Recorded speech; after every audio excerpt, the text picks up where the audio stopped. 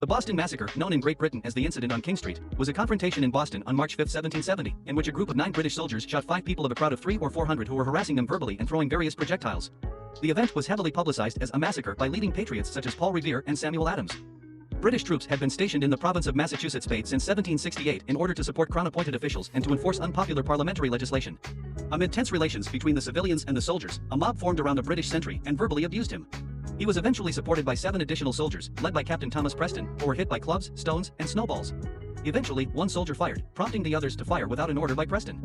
The gunfire instantly killed 3 people and wounded 8 others, 2 of whom later died of their wounds.